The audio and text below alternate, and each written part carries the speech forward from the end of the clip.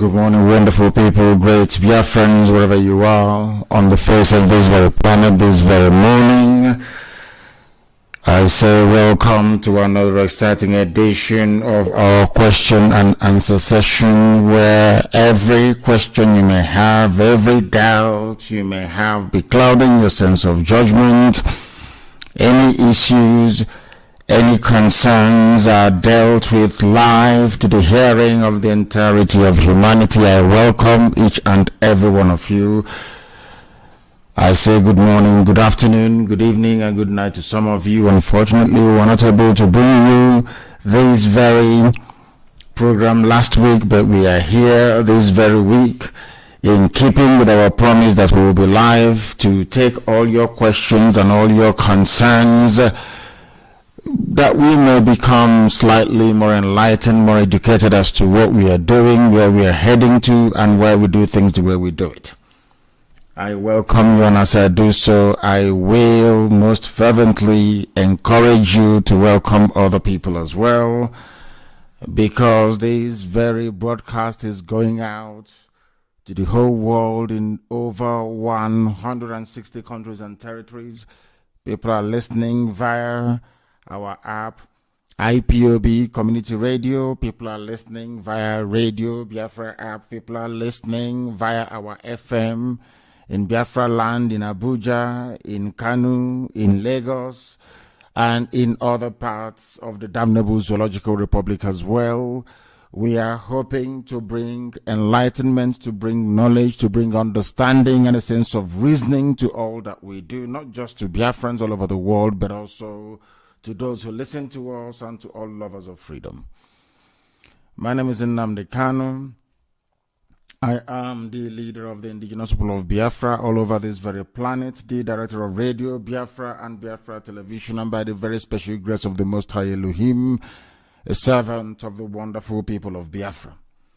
We are going to pray, and after that I will give you the number to call. Our number, of course, has changed. We are going to give you a new WhatsApp line to call, please. And also, remember, we are on Skype as well. And please do take care when you call us. If people are making their comments, if people are talking about something very important, I would encourage each and every one of you to please hold fire and listen to them before you call, please. Once again, I welcome you. Good morning, good afternoon, good evening, and good night to some of you. We are now going to proceed to pray, and then after that, we are going to open our lines. Please remember, we do not need your felicitations. Of course, I encourage that, and I welcome it wholeheartedly. As I'm praying for you, so are some of you also praying for us. But what I would like you to do this morning is, when it is your turn to speak, please go straight to the point. Ask those difficult, very, very difficult and awkward questions. We shall endeavor to answer you as truthfully as we can. And as always, do not forget that we do not hide anything here. We are live and we are direct.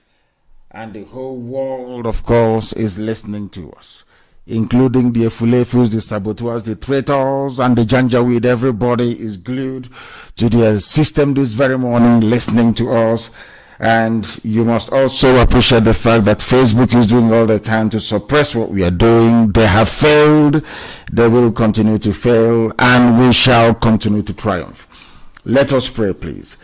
Our prayer this morning is taken from the very lovely book of Isaiah, chapter 43. Beginning from verse 1, of course, is a very simple prayer which we must pray.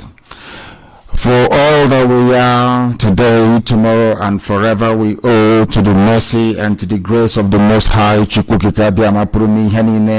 whom this very morning, afternoon, night, or evening, depending on where you are, we commit all that we are unto his ever-loving hands. For he has charged us to fear not, for he has redeemed us.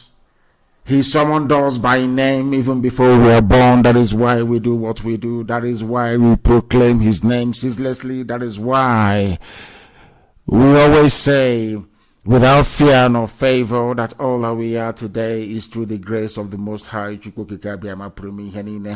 No matter what we are passing through, the Heavenly Father O God of all that has been created is with us, and he will remain with us until Biafra comes in our time.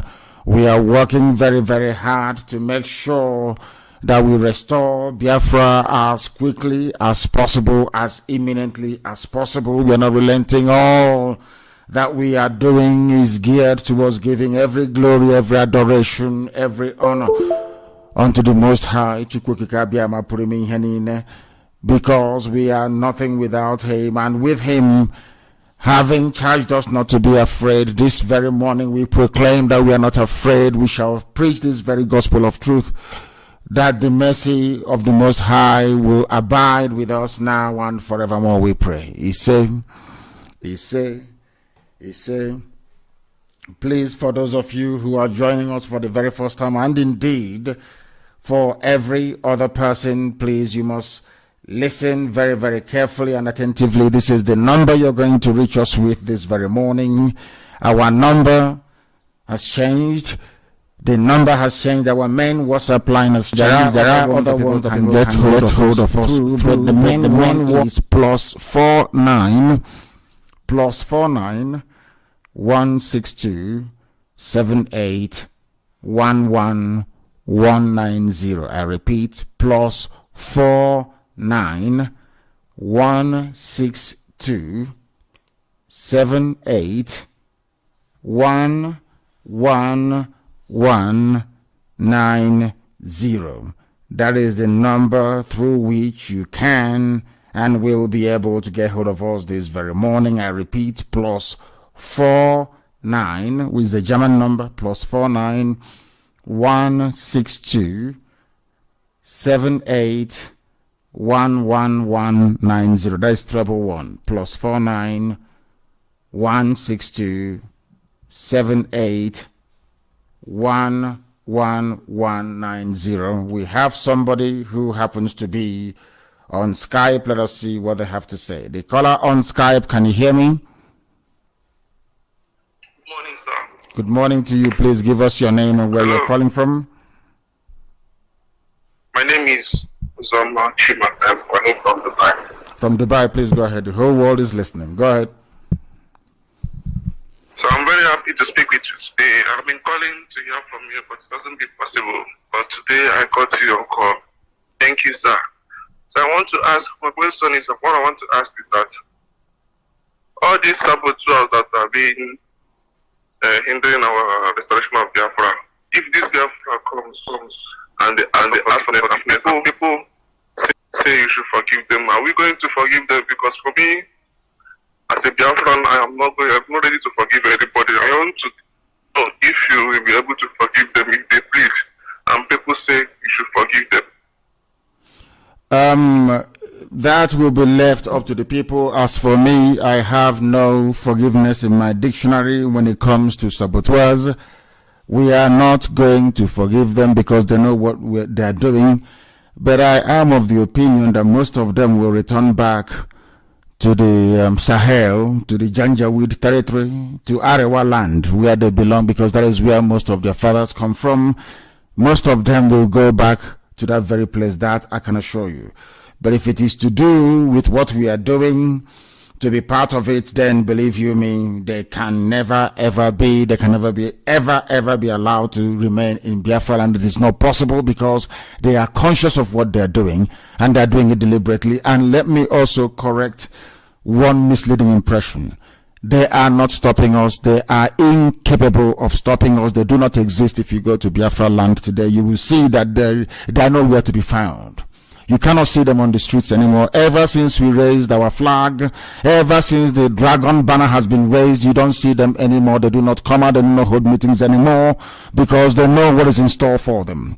Saboteur has no place in our society. They have no place in our land, and we are not going to pity them. We cannot pity them, not now, not tomorrow, because we are going to set an example with them that others may learn. So be rest assured there will be no space for saboteurs in Biafra land. And that is final. Thank you very much for your call. I have another caller on the line. This caller is on our new WhatsApp line. Please give us your name and where you're calling from, if you may. Good morning, sir. Good morning to you, please. Go ahead. My name is Nnamdi. I'm calling from Angola. You're calling from Angola? Yeah. Please go ahead. We are listening. Go ahead. Yeah. Chairman, there are some certain things I want to put in mind because you taught us how to reason, you understand? So, the other day, I was doing some research and there are some certain things I noticed. Because from the main fact, we are told that it's the white people that bring church to us, you understand? But since I was born up to this very moment, there are two things I don't understand up to this very moment. That is, number one, there is a god or all these other gods we have in our local villages and all this deity. I have not seen anyone named after Shuku. I have not seen. We have many Shis, but Shuku is the only Kabiama. But the second thing is that I know that Amadi is a first son, and Yora is people's first son. So, what is there any gods they call Amadioha? Or are they trying to tell us that Amadioha means the first son that everyone likes? Because Amadioha, I want to know if there is any deity they call Amadioha. Because they used to say that Amadioha always justify is a god of justice. You understand? And Amadi means the first son of everyone. So I want to know, is that means that Amadioha have anything to do with Christ or a deity? No. Thank you very much. You've asked a very searching, a very probing question, which we are going to deal with this morning. Thank you very much for that, my dear brother. You're calling from Angola. Everything to do with every deity in our culture is as a result of fraud. It is fraudulent. Just like the way you have fake pastors today was how you had fake priests. Ojana more in those days, people who are the conduit, the Igwekalas of those days, people who were a conduit between the realm of the living and the spiritual. They became very corrupt, as you have corruption today in the church and in the mosques as well. People tried to twist the word of God. And remember, in those days, we used to rely on all these people to come and tell us what God is saying, not what the gods are saying, because you don't have multiple gods. No, not at all. As you said rightly, you only have one Chuku, only one supreme God in heaven, and nobody bears his name. No deity can bear his name. It is not possible. All these deities were created just the same way that we have IPOB, and people are trying to create other mushroom movements within IPOB. Of course, we've clamped down on them. Was how it was in those days, very corrupt. You will see a very corrupt priest, highly corrupt. You will see a very beautiful girl, perhaps out of jealousy that his own daughters are very ugly. He will go and proclaim that the gods have said that this woman is possessed by a marine spirit, all that garbage. Are you following me at all? He will say, this lady, I just want to give you an example as to the consequences of this corruption of our spirituality. That was how the Osuka system came about. I want people to listen very carefully this morning. Then this baboon will go and say, oh, this very beautiful girl, she's possessed by a marine spirit. The God said that, she should be kept apart for him. In the night, this man will go and sleep with that woman, and the woman will give birth. When they ask him, how come this woman that you said the God is now marrying is pregnant? He will say the God pregnanted her in the middle of the night. And because of that, any child that this woman is to bear from now onwards, nobody can marry them, because they belong to the God. That was how the useless, hopeless, idiotic Osu caste system came about. All as a result of fraud and corruption. Because there's only one God. We used to go to Arochukwu to worship that very God. Even before they corrupted Arochukwu as well. When the Jukun people came and started buying slaves, our priests became corrupt inside Arochukwu, which was why Elohim destroyed it through the British. So that is the history of our people. Always fraud. The thing is that we have not been vigilant. We have not. It's only now that we are becoming very vigilant, insisting on doing that which is right and holding those who are doing evil things accountable. It's only now that we have done it. And I want our people to understand that and to understand them very, very clearly. Everything you're seeing, all this useless deity in most villages, is as a result of complete and utter fraud, lies. That is why it's called Arosi. That's what it is. That is the meaning of Arosi. Because from our name, you get everything that you want. Our names are literal, they're not metaphorical. ROC means what something bad said. That was how the useless Osuka system came about. If you ask them, they will not tell you the truth. They will tell you, the God said this woman is possessed. The God said these people should not be touched. It is the idiot, the stupid so-called Dibia or Janamo, who goes in the middle of the night to sleep with that very woman. And now, out of frustration and anger and, a feeling of rejection, that woman will begin to behave as if she's mad. Because she cannot understand the rubbish that is going on. They say it's Obanje, it's a woman and all that rubbish. That was how this nonsense came about. There is only one God, one supreme God in heaven, Chukwukikabiama. Anybody telling all this nonsense they are doing, Peter, Dochie, and all the rest of them talking about gods, as if God is a plural. So then how do they decide? So all these gods, they now sit around somewhere and decide. They are just bastardizing our culture and our way of life. There is only one Chukwu. And the reason why those people in those days were afraid to call God was because if you mess up, if you lie, you will die. Before you are given the Ozo title in those days, you will go and take an oath. And after taking that very oath, they will make 7 incisions on your tongue. They will use blade razor to carve 7 incisions on your tongue. Your tongue will bleed. That means that any day you lie, you will die. They started, running to all these their useless gods. As I said, it's just like some pastors you have in Pentecostalism lying in the name of God and in the name of Christ, hoping that somehow they can deceive some people. And that is why these days people don't do anything anymore. Instead of being very proactive, they're telling you that God will do everything for them, when they know that heaven only helps those who help themselves. Thank you very much for your question this morning. It's very searching. I don't know if you have gotten the answer that you're looking for or if you have anything else to add. There's another thing to add. Another thing is that the other day I was trying to find some answer by what you taught us the other day. You said about which parts of the country, which parts are Igbos. You understand? So I wrote in Google Igbo land, and in that Igbo land, I now go to Wikipedia. There is a lot of things. The entrance. You understand why they call them Igodo?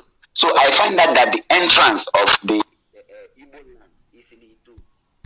You understand? There is a map there, a bank, and there are many things which we are not including. You understand? I want you to put more light in that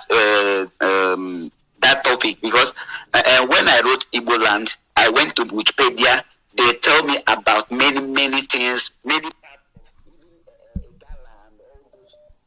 that are Igbos. You understand? But there is something ironically at the bottom. They said in Nigeria, you understand, they wrote what white people wrote about us. They include everything, but they say politically in Nigeria is only 5 states and the part of, you understand. But the fundamental thing is that they include all other roots and branches. You understand? But when they want to write politically in Nigeria, which means I found out that Nigeria wanted to twist us. You understand? So when I wrote that search, Igbo land, and I went to Wikipedia, there is a lot of things I find out there. Yes, I will. I understand, my dear brother, and thank you very much for that. And keep listening. The fact of the matter is that I have been doing a lot of research around the Igodomigo as well, and indeed it is the key. It is the entrance, because Igodomigo quite simply means the key that unlocks the key. That's what it is. And they do as well. Let me tell people something they don't understand about what Britain did to us. Britain perfected the system of divide and rule when they came to our land, because they first, amongst others, recognized what we represented. Britain knew the spiritual dimension of our people. Britain was afraid of the spiritual depth of Biafra and what Biafra portends for for Africa in terms of human development, advancement, and progress. So they proceeded to stifle it. And one of the best ways to conquer a people is to divide them. That is the easiest thing that anybody can do to you. Once they divide you, then you become fair game. You can be conquered very easily. So they proceeded to try to divide us. They proceeded to try to carve us away, because if you go to England, the English people is a mongrel race, of course. There is nobody called English. You had the Celtic people, so to speak, which are the Welsh and the Scottish people. And then the English came as a result of the conquest of England by Norman the Conqueror, who came from France. So England, as you have it today, are made up of the Angles, who are from Denmark and Norway, and also the Anglo and the Saxons, of course, who are from Germany. That is something that people don't quite understand. So they know about divide and rule. When they came to our land, the only way to try to diminish us is to diminish our numbers and then our landmass. First, diminish your number and your landmass. We have established time and time again on this program that language alone is not the only determinant as to who a people are in terms of homogeneity. Now, given that that is the case, rather than looking for what I call the underlying attributes as to what holds us together as a people, the British went about exacerbating that differentiates us from one another, especially language. They know that the crown, the Benin kingdom that you have today, came from Yoruba land. They know it is alien, it is foreign. They understand that very well. So what they now did is to now give them what I call a disproportionate sphere of influence all the way to River Niger. To say that all these areas come under the influence of the Oba of Benin. They even tried to get into Onitsha as well, forgetting the fact that people existed before the Obaship of Benin was enthroned. And that all that land is Igbo land. All of it. I wrote something on my page. Something was published during our last broadcast on Wednesday. How Igbo land starts from Benue State all the way to Opobo. Somebody said, "Oh, stop this land grabbing." And that actually reminded me as to the very wretched and pathetic state of education in the zoo. I said Igbo land is written very clearly. There are 3 Igbo-speaking local government areas in Benue State, part of the so-called North. Part of the so-called North. My anger is not that we are being divided, we are being balkanized, we are being reduced every day in terms of our numbers and in terms of our territory. It is what the likes of Ohaneze has failed to do over the years. They call themselves intellectuals, most of them, but they don't love our people.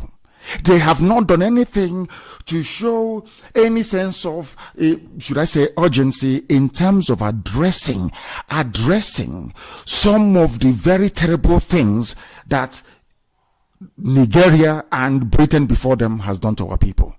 That is why you have somebody openly talking rubbish about how Igbo land is only 5 states. It's of the 5 states of the Southeast. And they keep perpetuating this nonsense over and over and over and over again. They know where Isoko people comes from. They know where Urobo people comes from. They know all these things. Go to Urobo land and see the names they answer. Go to Isoko and see the names they answer. Hear it for yourself. Look at their language and their culture. Look at the way their women dress and everything. You will know that all of these people are from one source, one single source.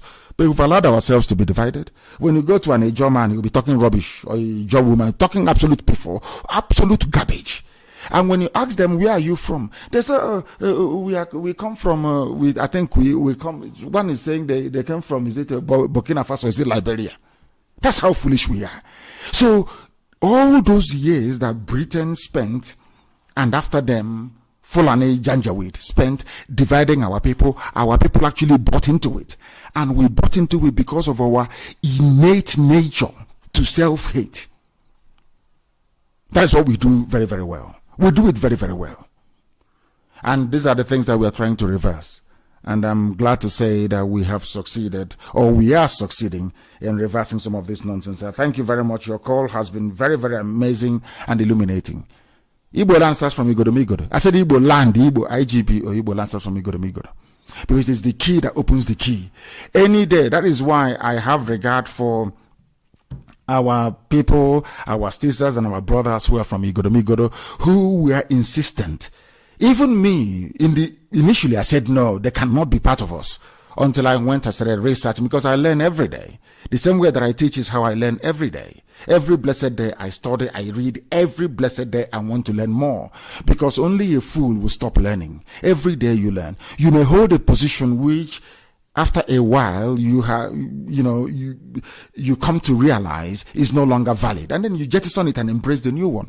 When they kept convincing me and giving me facts and evidence, proof, Asian land, everywhere you have in Edo, that it is actually part and parcel of Igbo land, I had to agree to it, because the evidence are very clear. They are very glaring.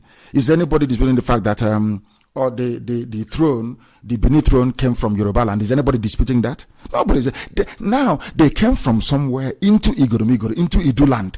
Who were the people in Idu land before they came? Just like somebody telling me Mungo Park founded River Niger, as if we're a bunch of idiots. How about the people that live in Obaru?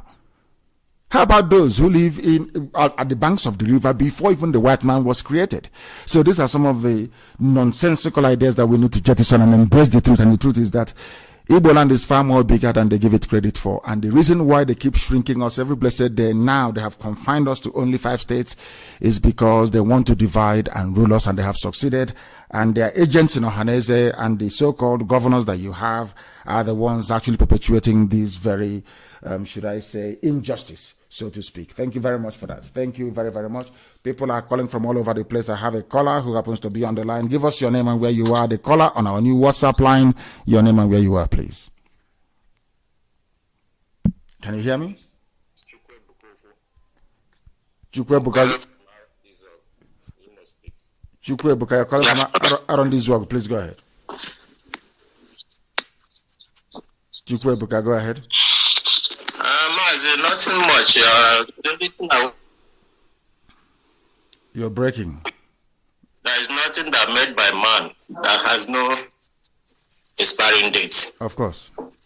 Nigeria is created by man, and the expiring date is near. So that's the only thing I want to contribute.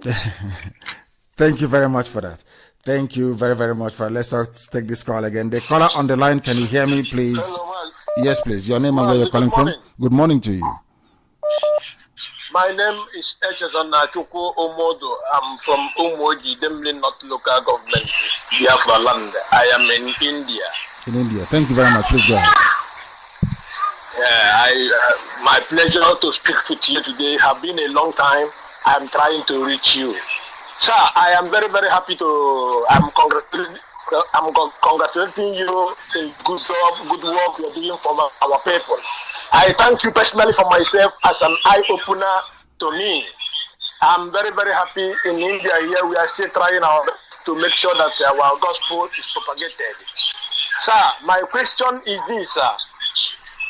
These people and these our governors that are still blindfolding people all around in the name to be secure them, to be under Nigeria.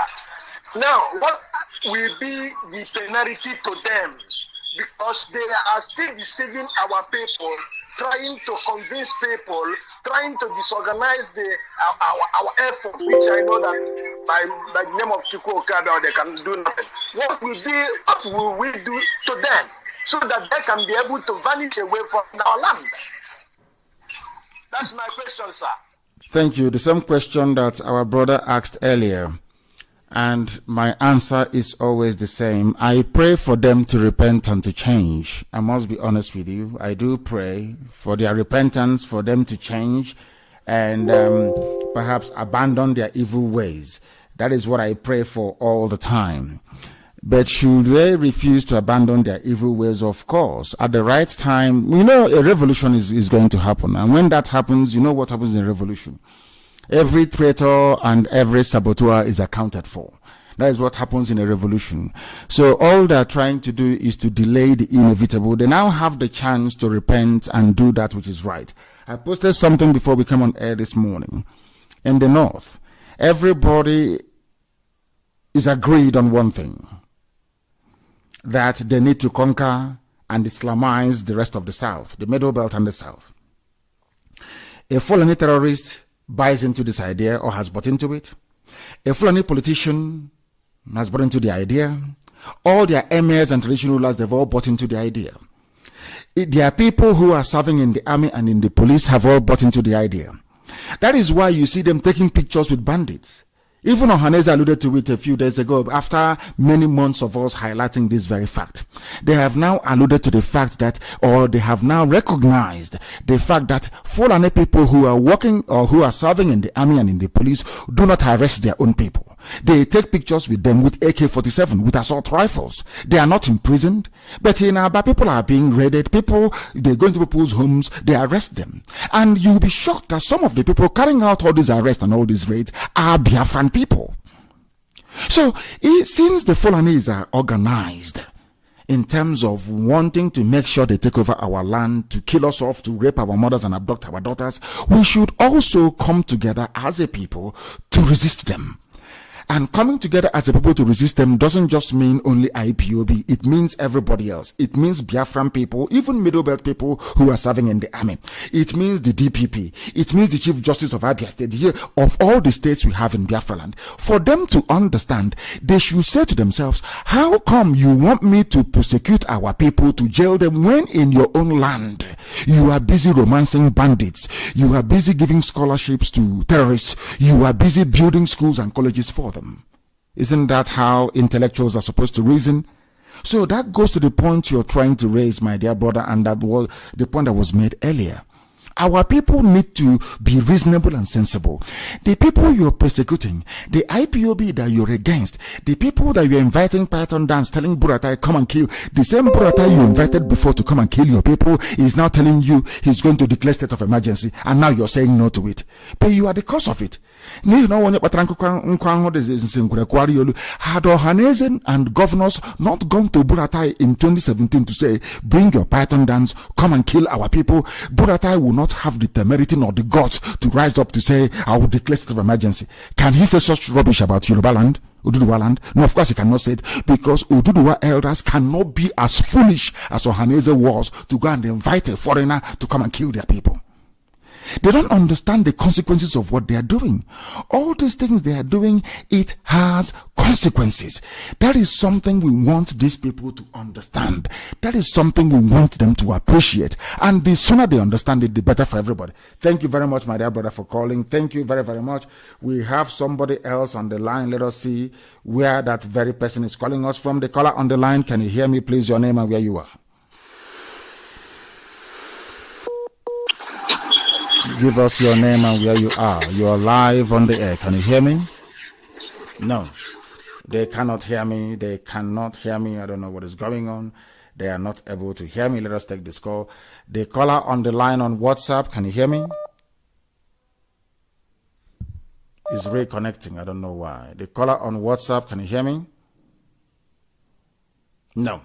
They cannot hear me, which is quite bizarre because normally these things, they flow very smoothly, but I don't know why they are not able to hear me. So hopefully they should be able to reconnect us. We have people who are on the line. This person happens to be on Skype. The caller on Skype, can you hear me?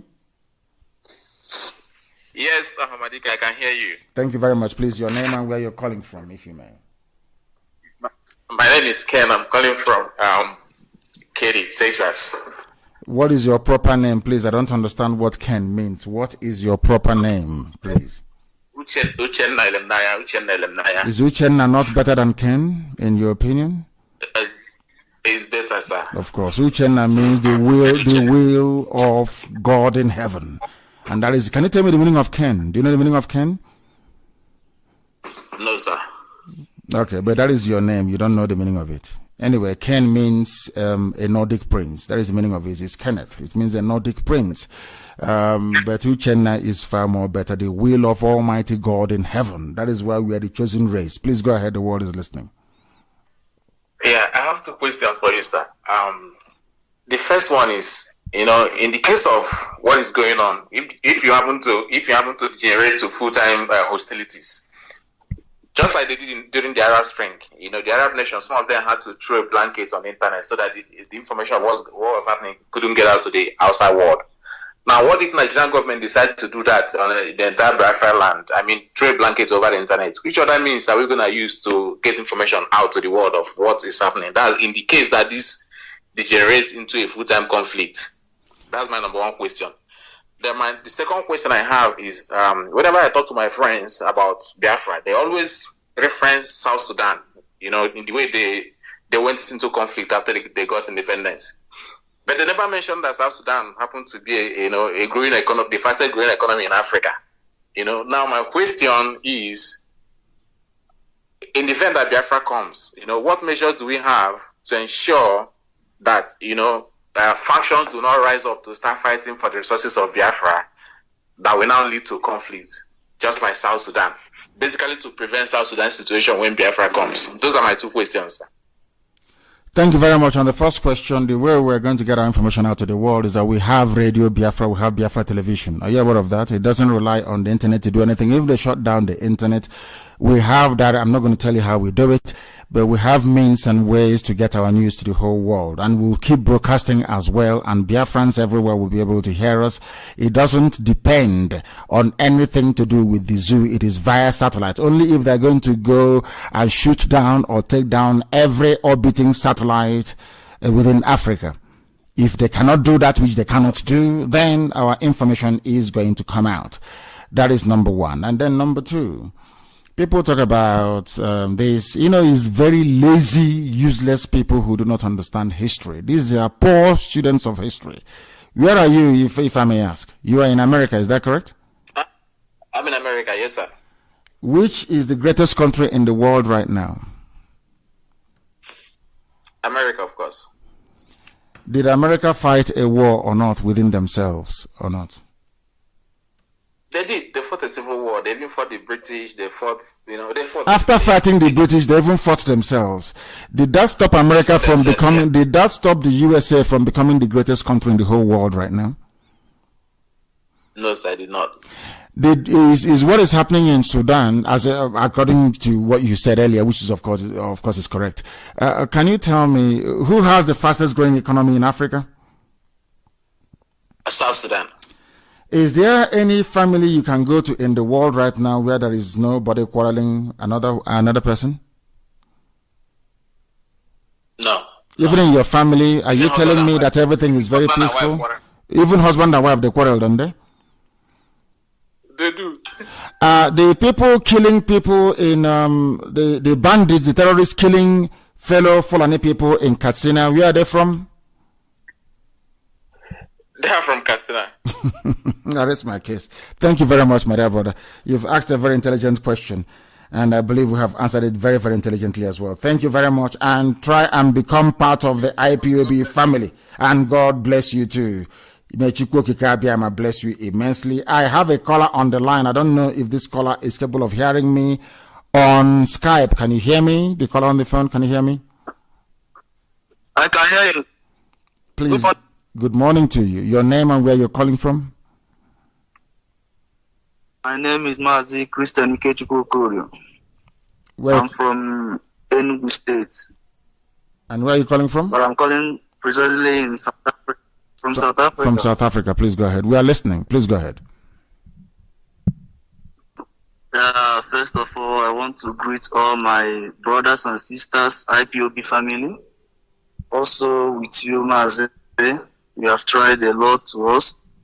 I started following you as of 2012 to date. So I believe that I have captured one or two things ever since all this war. Thank you. But all I have to say right now is that when you come to all this in life, imagine even Jesus Christ have a Judas. So out of 12, there is a Judas. Then we calculate how many people living in this planet. So you bring out each 12 one. Each 12 you bring one saboteur. So you find out that we have millions of them. So our people have to understand that we have a lot of saboteurs. So but you don't allow the saboteurs to discourage you, unless you don't know what you want. Like somebody like me, I always go to what I want, and I believe that I know what I want, honestly. So I really appreciate, at least for the first time, to get you. Last time you picked up my call, maybe network will eventually cut it off, but as well, I really appreciate your good work, and I believe that Chukwu Okobiama will continue to bless you and bless every IPOB family. Ise. In the name of Yehoshua. Ise, thank you very much for your beautiful, beautiful prayers. Thank you very much for that. I have another caller on Skype. Can you hear me? Your name and where you are, please. Good morning, Adike. Good morning to you. I have two questions and one encouragement. Go ahead. My name is Mecha Slaughter from UK. Number one question is, this our brother Yoruba, our brothers Yoruba that are evangelizing, I saw their list of the people that they said belongs to them. The Ishekiri is one of them, and Ishekiri, I believe, is our own. Yes. So how come they are claiming them? They are not. They are entitled to lay claim anywhere, but do not forget that eventually, or in the end, Ishekiri people will go to the ballot. They will go to the polls, and they will decide where they wish to belong to. Don't forget that. Anybody can make any claim of anything, but during the debate, during the campaign, for the place beside that would determine where Ishekiri will belong to, then all the evidence we have at our disposal will be ventilated for the world to see and to hear. And then Ishekiri people will decide where they want to go to. It's as simple as that. That is why democracy is very beautiful. Allow the people to decide. We are not going to join issues with anybody, but eventually Ishekiri people will decide where they wish to belong to. Igodomigodo will decide where they wish to belong to. Nobody is going to force anybody to do anything, because we are going to practice pure, unadulterated democracy. The will of the people will be paramount at all times. Next question, please. Thank you for that. Yeah, the next question is that. And now, every time you are broadcasting, you tell us that you tell the British. I want to know, is it in writing, or have you gone to them, or is it the broadcast that you believe that they are listening to? Because if I have held meetings, let me answer you. I have held meetings, and I've also written. So it's not about what I broadcast. What I broadcast is for the consumption of Biafrans and lovers of freedom all over the world. When I say I am telling or I have spoken to, that means I have written or have held a meeting with them. And you have, okay, and you still get a reply from the written ones? Yeah, of course we get written replies from them, which is we want, we will continue to engage the Nigerian government about perceived human rights abuses, but in the main, we encourage and we want Nigeria to remain one, which is for their interests, understandably so. Yes. The next one is, this evangelism. I have seen that what your broadcast have been doing a lot. I've seen these people, the middle belt, coming to realize what they have done and what they are doing, which they have repented. Then I've seen the Oduduwas, because this evangelism, what you are doing, I don't think it's, maybe we are, we are saying we want Biafra, but this broadcast will make people to understand that they will even pull out from the Nigeria before us. So which is very, very good. Then now I said with this one that they have just done in London here is heard everywhere. What I am encouraging, what I want you to do, please, even if it is not this 1st October, any other day, or even do more before that time, let every place that the Biafrans are, let us evangelize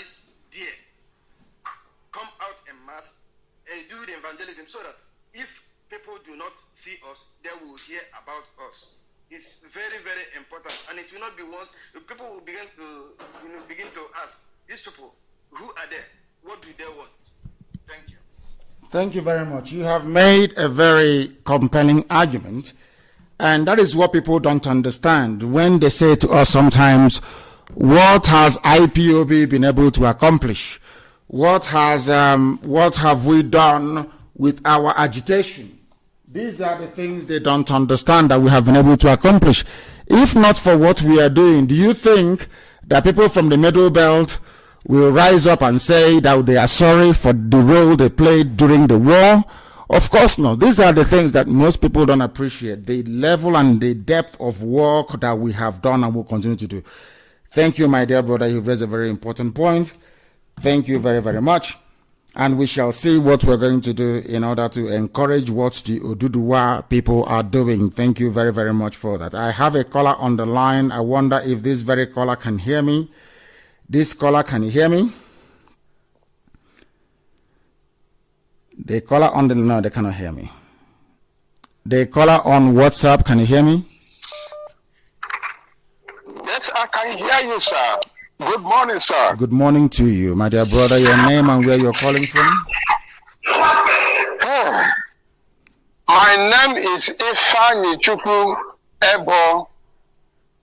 Ifani Chukwu Ebo is from Mbano. Thank you. Mbano is in Biafra land. That reminds me of Okoti Ebo as well, who is from Igodomigodo land. Very, very interesting. We answer the same names. Please go ahead. Thank you, my lord. I called you my lord. And I'm living here in Spain with my family. I live in Torrejón de Ardoz, capital Madrid. And I am an IPOB member, deputy coordinator in Zone 5, San Cristobal.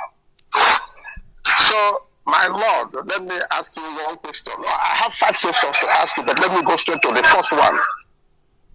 We all know that from the fruit of your lips, I said all the whole world, not only Biafra, not Africa as a continent, but the whole world know that fruit of your lips, people enjoy good things. Thank People you. enjoy good things. But the unfaithful have an appetite for violence, which is not from us. My first question now is, what are we going to do about the tunnel our enemies are building at Loba Uku? That is number one question. Should I go to the number 2, or you ask this one first? Or Let me answer this first. We have responded to Mietiala, and we have told them, made it very clear to them in no uncertain terms that we would not allow any illegal presence of Fulani terrorists in our land. That includes Lop Anta or Lop Uku. Very, very clear. We are making it abundantly. Let me tell you also something that people don't know. Do you know they sent Nigerian zoo soldiers to Lop Uku to go and protect the land they have forcibly taken from the villagers? Some of you have seen our mothers protesting in and around that very area. Everybody has seen it. But as I said, is when you have a compromised leadership on the ground, as you have with your governors and also your Hanese, this is the type of nonsense you get. They sent Fulani soldiers to come and guard Fulani land grabbers in Imo State and in Abia State. Very, very sad indeed. Of course, we are not going to put up with that rubbish. As I've said before, they should go to the townships and rent houses the same way we do when we go to the north. Or they can buy land in the township and build. There is something unique about us as a people that most of the world are envious about. We are the only people we come from village but we live in the town. We are the only people. If you ask somebody now in England, oh, where are you from? I'm from London. Where in London? Oh, I'm from Hackney. Where were you born in Hackney? They'll say, oh, St. Philip's Road. Who comes from St. Philip's Road? We don't come from St. Philip's Road. I come from Isiama Faruku. These are the things that our people don't even know what we have. We have township, where we can live and work and do all of that. Then we have our village where we come from. During Christmas, during celebration, during New Year festival, we go back to our villages where we come from. That where our umbilical cord is buried. That now, let's say you live in a street in a town somewhere, and you live on the 17th floor of a condominium of a block of flats. Backyard is concrete. Outside is tarmac. Is main road. And you gave birth to a child in that block. Where are you going to bury the umbilical cord of that very child? We send it to our village where we come from. That is who we are. And most of our people don't understand this. If you allow Fulani Janjaweed to come and take over our forest, if you allow them to come and desecrate our land, what you're trying to say in essence is that this very land that we hold very dear, this very land that our ancestors, through the grace of the Almighty God in heaven, gave us directive, gave us divine revelation as to how we're going to live with our land, that all that history for thousands of years we're going to destroy it overnight. People come from Lobuku, from Lobanta. Their umbilical cord will need to be buried there. That is our culture, is who we are. And then when you go there's Janjaweed living there. What sort of nonsense is that? We can't have that rubbish, please. We're not going to have it. Please go ahead. Please go ahead with your second question. Go ahead. Thank you, my lord. My second question is about the zoo passport that is in our position. Because one of the literatures that I read told me that it is the cracking of the wall, W-A-L-L, not wall, it is the cracking of the wall that allowed lizards and all sort of rodents to make nests in such cracked walls. So why I'm saying this is because we are in position of this zoo passport. How do we do? Can you use that your power which God has blessed you with and discuss with the authorities in diaspora so that they can give us a temporary document and for us to release this zoo passport and get it done? In case of any infringement, if we want to use document to solve our problem, that temporary can be able to help us before the real passport from the Biafran will come. That's my second question. God bless you. And bless you too. Thank you very much. Thank you for that. If you find, in some countries, you may find the use of an identity card. The passport of the zoo you're holding doesn't mean anything. It's an identity card. That is what it means. Just an ID card. It doesn't mean anything. When Nnamdi Azikiwe was fighting the British, he had British travel documents. That didn't stop him from fighting British to liberate, of course, the people he thought were his people. But today, history has taught us something completely different. Kwame Nkrumah had British travel documents. Patrice Lumumba had the travel documents of Belgium. It didn't stop him from doing what he's doing.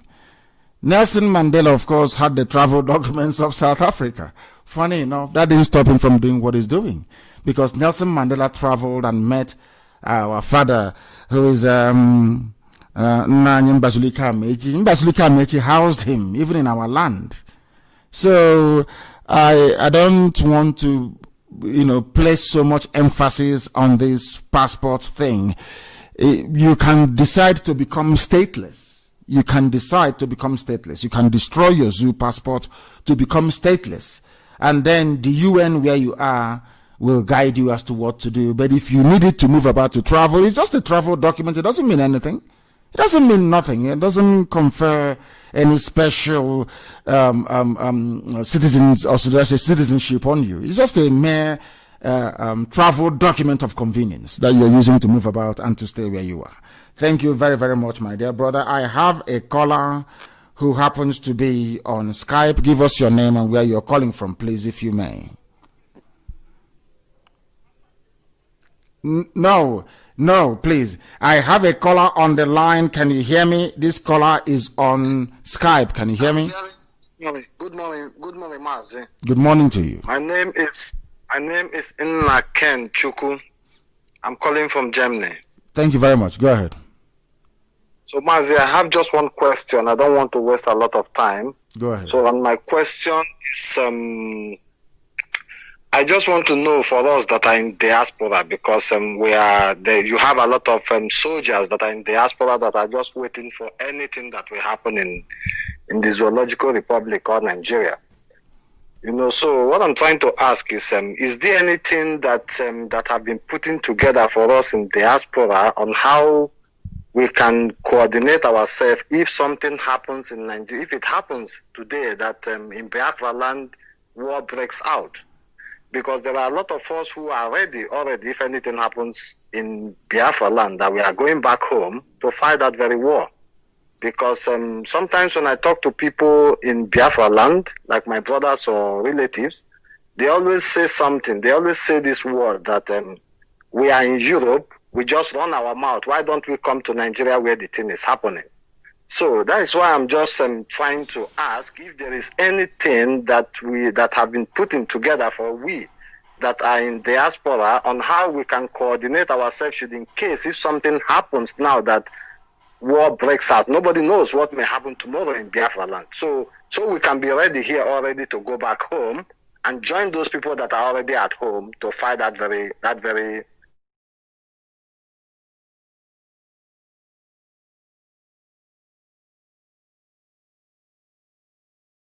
coordinate ourselves in case if something happens now that war breaks out. Nobody knows what may happen tomorrow in Biafra land. So we can be ready here already to go back home and join those people that are already at home to fight that very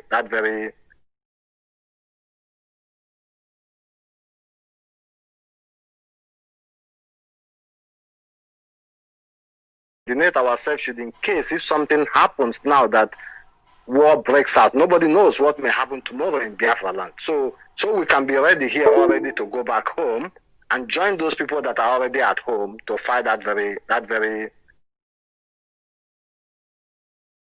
coordinate ourselves in case if something happens now that war breaks out. Nobody knows what may happen tomorrow in Biafra land. So we can be ready here already to go back home and join those people that are already at home to fight that very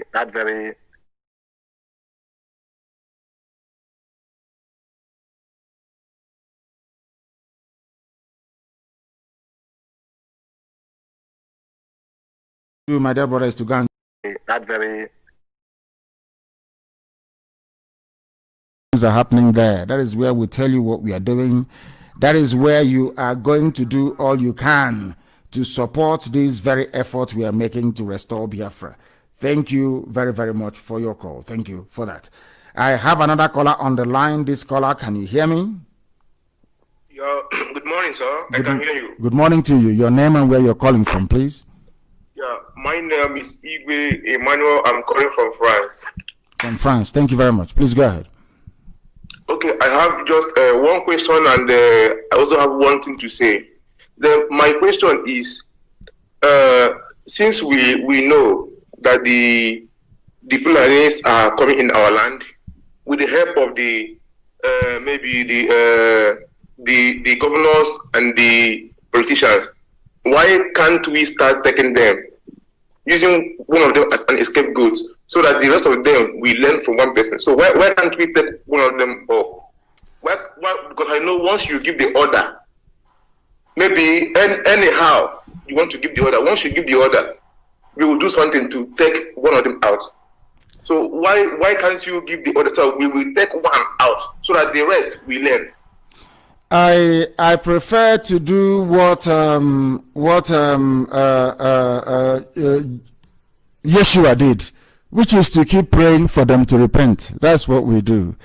But we have raised our banner. I want you to go and study what it means. In the medieval times, what it means to raise the dragon banner. Go and study it very well. And then you will understand what shall become of all these people. Thank you very much for your call. Thank you very, very much for your call. I believe I have another caller who happens to be on Skype. Give us your name and where you're calling from, please. Thank you, sir. Good morning, sir. Good morning to you. My name is Uwa Sophia Obaze. I'm calling from Norway. From Norway. Thank you very much. Sir. Yes, sir.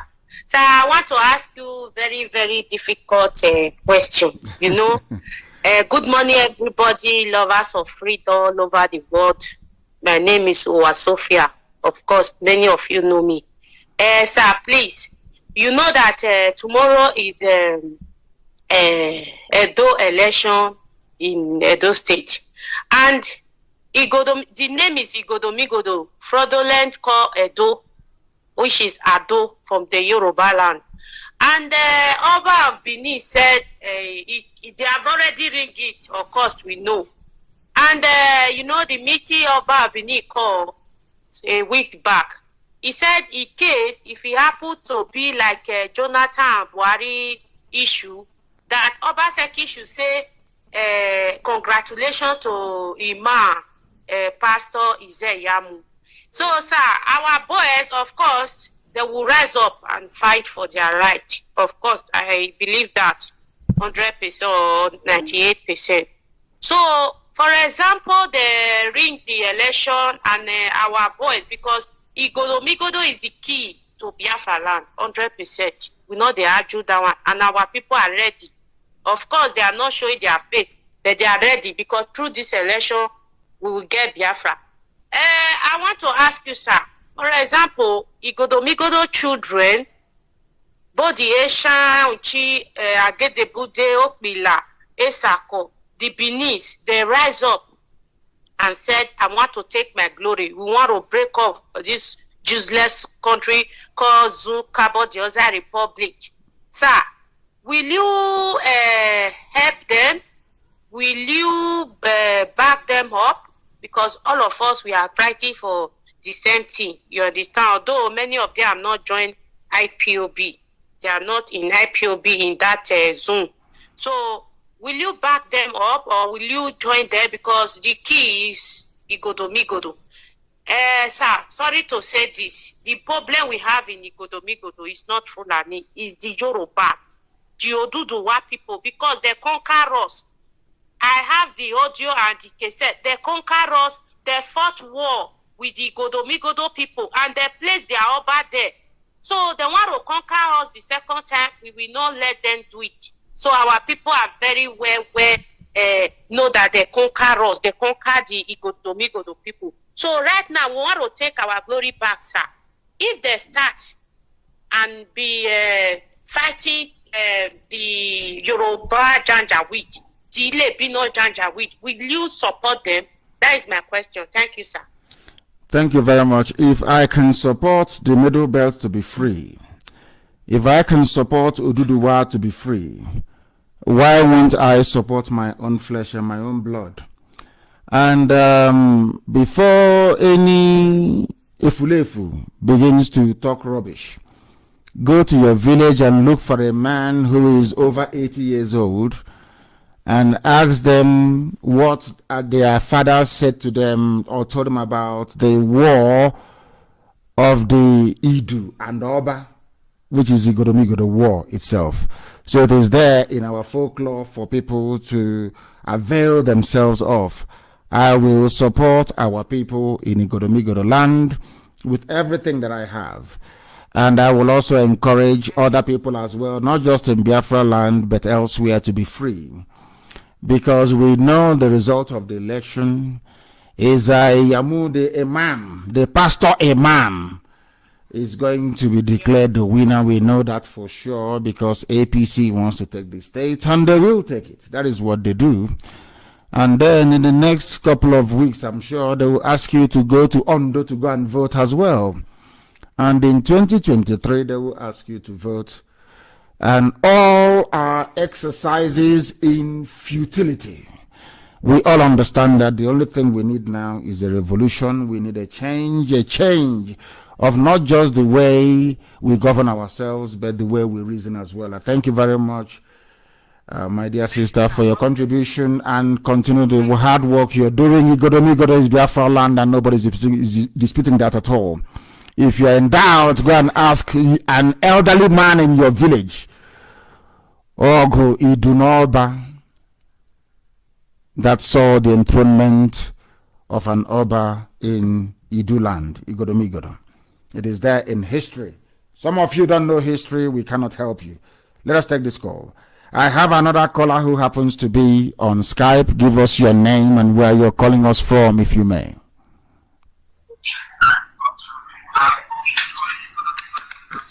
He is taking time. The caller on the line, can you hear me on Skype? The caller on Skype, can you hear me? Hello. Yes, please. Your name and where you are. Yeah, my name is Frank Chukunanyarama of Logo. I'm from Anambra State, precisely from Obunka, precisely. I'm calling from India. From India. Please go ahead. Yes, I don't have much question to ask. I just want to enlighten our people concerning that language divided and rule issue concerning a 5-state issue. Yes. So, what I just want to say about the issue is that language is not defined where a person comes from.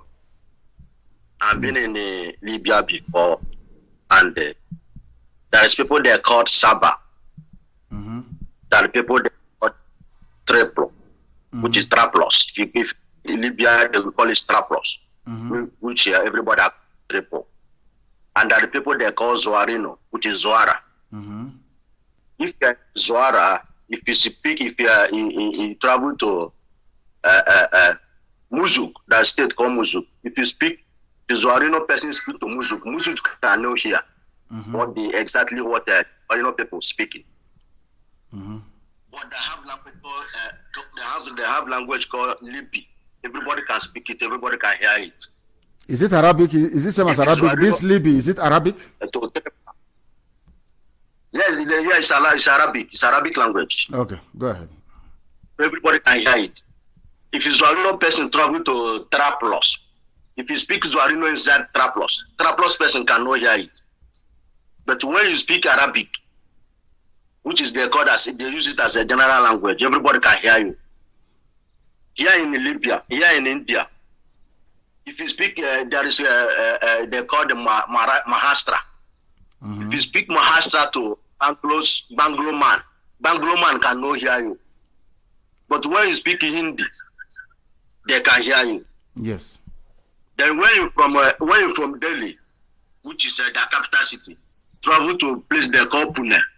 If you Delhi person speak language when you travel to Pune, the Pune man cannot hear. But when you speak Hindi, everybody can hear.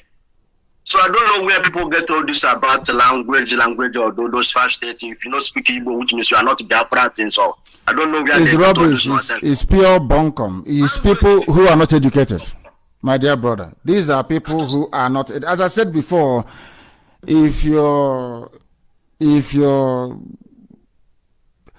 orientation is from the zoo, especially from the zoo education system, you are in very serious trouble.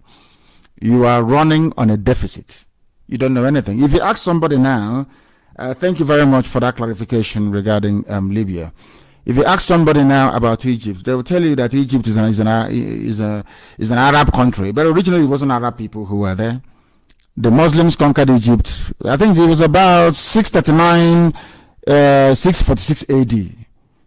So the people you see in Egypt today are not actually original Egyptians. But if you go there in Egypt, you will see them. They are the dark-skinned people, the Phoenicians of old. You will see them there.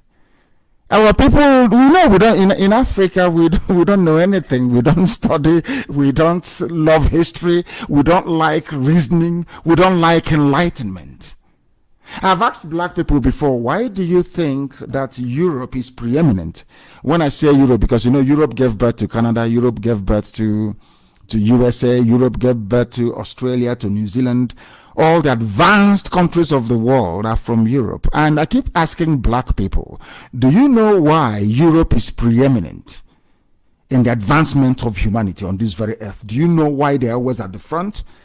A black person doesn't understand it.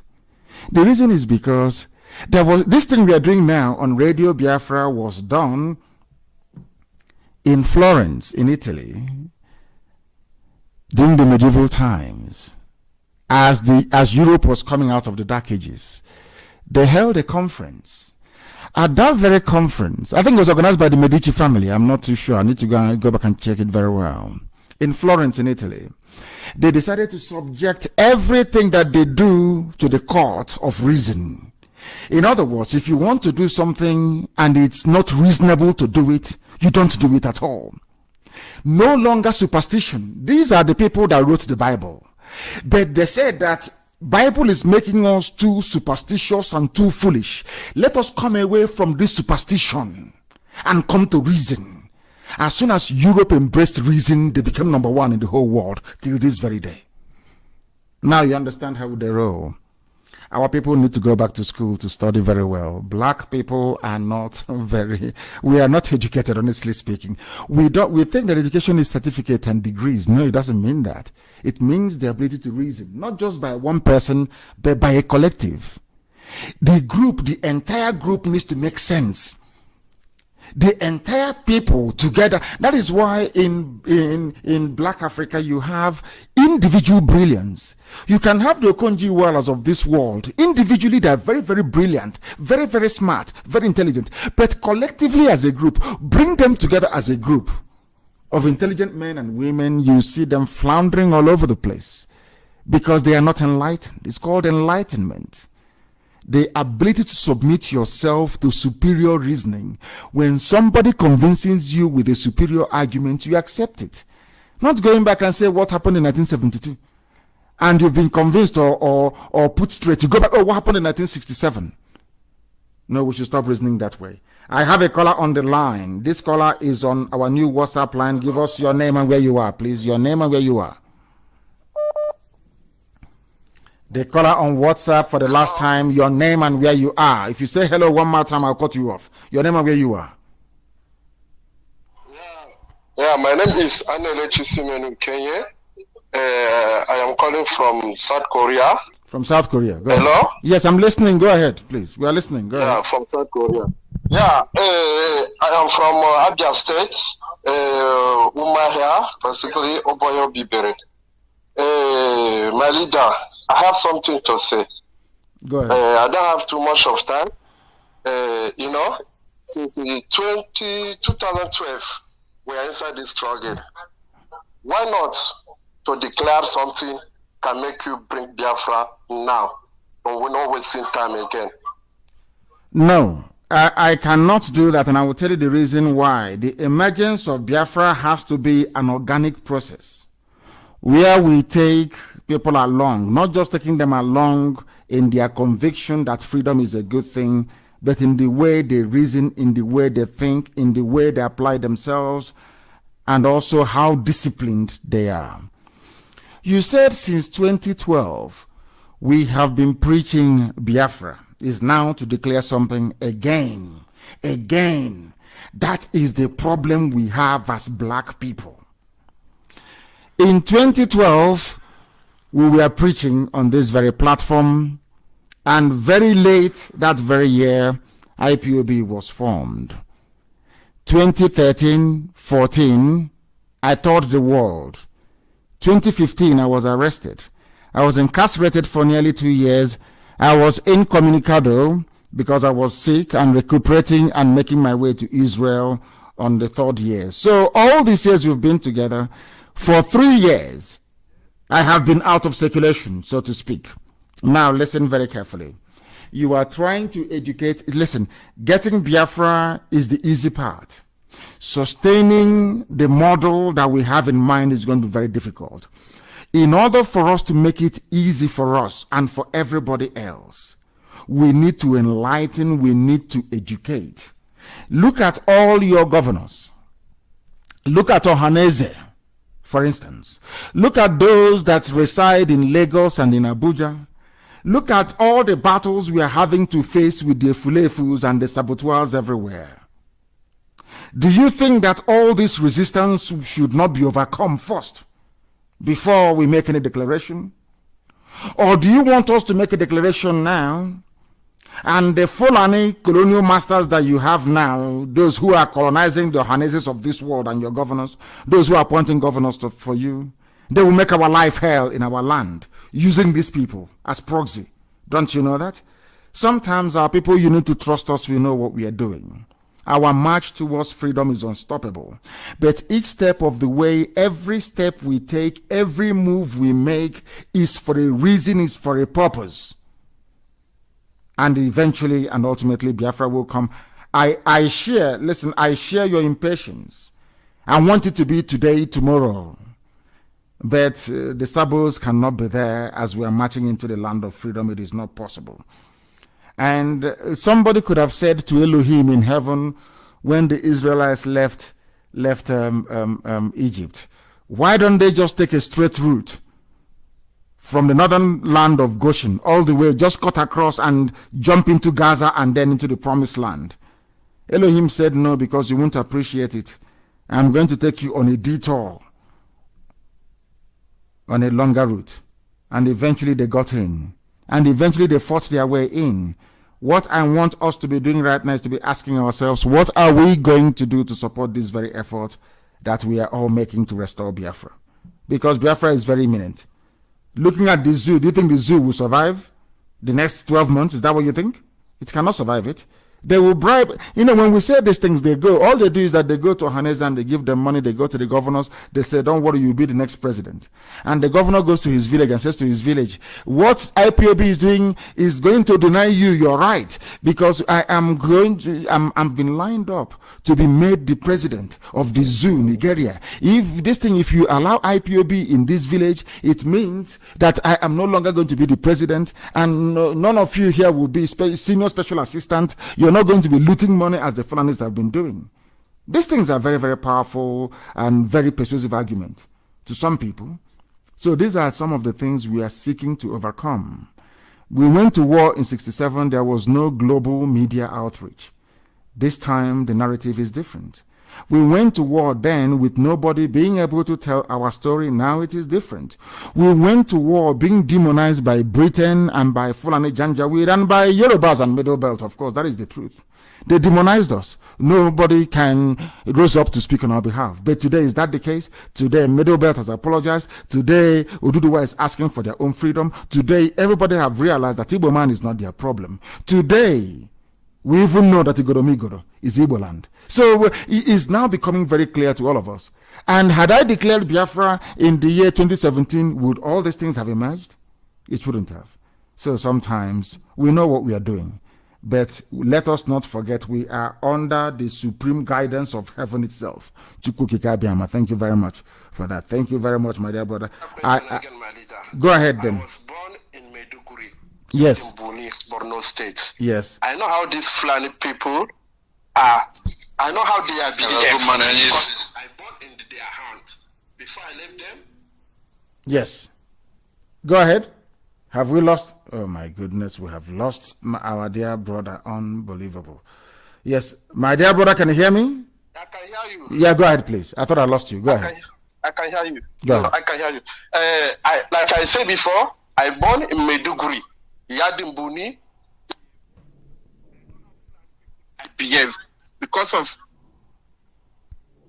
to deal. I know how to collect things with their hand.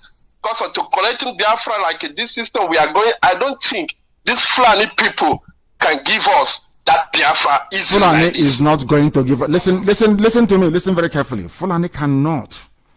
It is not in their gift. It's not in their power to give us Biafra.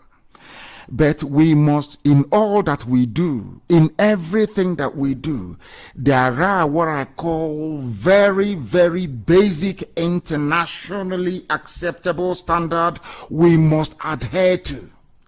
That is something we keep forgetting. There are some basic standards we must adhere to. I don't want us to make the mistakes of the past. Ojukwu went to Aburi, discussed or negotiated restructuring and came back. The zoo government led by Gowon reneged on it. The subsequent actions of our leader gave room for the world to demonize Biafra, to say we seceded. Do you understand? We know what we are doing. We are not relying. Fulani Nachinama, who are they? Who is Fulani? The enemy is, I wouldn't call them enemy. The person controlling you through Fulani is Britain. You think it's Fulani that is controlling you? It's Britain that is controlling you. And all the forces of neocolonialism. That is the mistake I don't want us to make, please. Who is Fulani? Don't give them credit they don't deserve. Fulani who are not polished, enlightened, educated enough to do anything. All they do is to move cattle from place to place. How can they be holding us? Fulani is not holding us anything. It's Britain that is using Fulani as a smoke screen, as camouflage, to be holding us. just like the man behind the Buhari mask in Asorok. Thank you very much for that, my dear brother. Thank you very, very much. I have another caller on the line. Another caller on the line on WhatsApp. Give us your name and where you are, please. Their line is fluctuating. It is fluctuating. I will give them a few more seconds. If it doesn't come on, then I will proceed to the very next person, which I have just done. The caller on the line, can you hear me, please? The caller on WhatsApp, can you hear me? Oh, Amadike one of Biafra. Good morning, my lord. Thank you very much. Good morning, sir. Yes, your name and where you're calling from? My name is Mazi Ifeanyi Chukwunwara. I'm a native of Effium, Effium in Ebonyi State. Thank you very much. Please go ahead. My own director, I'm very happy to hear your voice for the very first time since this struggle began. That's talking to you on phone. I'm happy. I'm blessed. I'm blessed today. Thank you I'm very blessed. You're welcome. I have a very critical and disturbing question. Go ahead. It's not about our struggle, but of what our people is going through in Biafra land. Yes. Does this system, more especially in Anambra State, that's where the thing is mainly domiciled. Yes. I don't think it's so in other states. There's this group of people that are called touts. They give themselves different names, but all of them are Aburo touts. Yes. Are you getting me? These people don't have any significant job that you say that this is what these people are doing, or they are government internal generated revenue agency or something of that nature. They will group themselves and station themselves in different locations, and they are there to intimidate and harass and extort money from our people. They're suffering in this country now. And there are people, there are some people that have a very good lucrative business that are out of business today because of what is happening in this country. There are some people that are employed, that are civil servants, that are out of their work today because of what is happening. There are some people that are workers in construction companies. There's no construction work going on in this country now. They are out. So most of them borrowed keke or hired purchase, or they were able to gather small money that they made from their work or from their business. They purchased keke to be sustaining their family. Then somebody that has nothing, that is not doing anything, a young, full-blooded young man that is full of life, will be on the road, station themselves in different locations, in strategic locations, that they know that these keke riders, bus drivers cannot escape. Those people will station themselves there, extort huge amount. By the time you do your business, sometimes you will work for them. You go home empty-handed.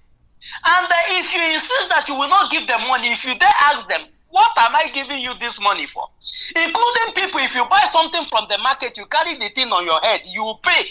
You carry it on wheelbarrow pushers, you pay. So, Hamadik, I want to ask, is there anything you can do for us to dampen, because we can't be suffering from the zoo police and army and all that the federal government imposed on us. Then our own people will also be a torment on our flesh to impoverish us the more. Most of these keke drivers and bus drivers and all of them, many people are even afraid to go out to do a legit business to sustain their family because they are afraid that these people can even kill you if you refuse to give them the money. They will beat you to stupor. So, Hamadika, my question is there anything that can be done, at least to give these people relief? To give these people a relief, these guys need to look for something to do. If it's that keke, they should go and get their own and ride. That thing they are doing is not a job. They are destroying the life of our people. Please, Hamadika, I want to know, is there anything that can be done to relieve us from this mess? Because I know this can be in Biafra land. It won't be. Thank you very much for that, my dear brother. But I wanted to listen very attentively, please, and everyone else around the world, if you've joined us this very morning. Now listen very carefully, please. Those people you call touts and arboros, and they charge you money in the market when you buy something, they stop the keke and they take your keys and they make your life a misery. Do you think they fell from heaven? You may not know this. They were set up by the same people you voted for or you claim you voted for. They are called men of task force, either from the governor's office or from the local government area. That is why they can do anything they like and they get away with it. It is the culture of politics in the zoo. Some of you have forgotten that the dumbing down of educational standards in the zoo, the shutting down of industries in Biafra land, the deliberate policy of mass immigration from Biafra land in search of greener pastures have reduced us to a bunch of wild animals. That is something you don't seem to understand. The people who are on the streets extorting money from people don't want to do it, but the governor empowered them as task force. Local government chairman empowered them as task force to go and get money for them. The same thing that happens with police checkpoints. There is no difference. If those in uniform can do it and get away with it, why can't ordinary unemployed people? Look at all the industries we had under Dr. Michael Okpara shut down. Look at all the industries that Sam Mbakwe built, shut down, destroyed, decimated. Even stockfish that we used to bring into Aba and textile, Obasanjo himself destroyed it with a stroke of the pen. There was a time that we used to import goods and services from Iguacha Seaport, closed down, shut down. People have no jobs to do. So you only have two choices. Do you have them on the roads extorting money, or you have them carry guns and become armed robbers in the night? Which one do you prefer? None of them is good. That is why we are fighting to restore Biafra. And that is why I know if we had all the money in the world, we would have engaged them meaningfully. They don't like what they are doing. They don't like it at all. But they need to survive. The basic human instinct is to try and survive. And that is what they're trying to do. I'm not condoning it. I'm not saying it is good, but we are going to get rid of it. But you must understand what led to it. When Obiano instituted his task force, that is what they're going to do to extort money from people. The various local government chairmen established their own task forces, and that is exactly what they're going to do, extort money from hapless commuters. We need to stop that from happening, and we need to provide alternative. That alternative is going to be provided inside Biafra, not outside it, because anything you do, they will go to Abuja and they will kill it off. Thank you very much, my dear brother, for that very searching question. I have another caller on the line. This caller, can you hear me? You are on WhatsApp. Can you hear me? The caller on WhatsApp, can you hear me? Good morning from here, Mozambique. Mazi below from Omaka. Calling from Mozambique province. Mazi, I have two questions to ask this morning. Go ahead. I want to please you to so that you can understand me well, because our leader, there is something that we always borrowing from outside the world. You understand? We are the people that like to copy something and something that's good, something that happen in other countries. Mazi Nnamdi, please, I want to ask some this question. Number one is my leader, our women in Biafra land. We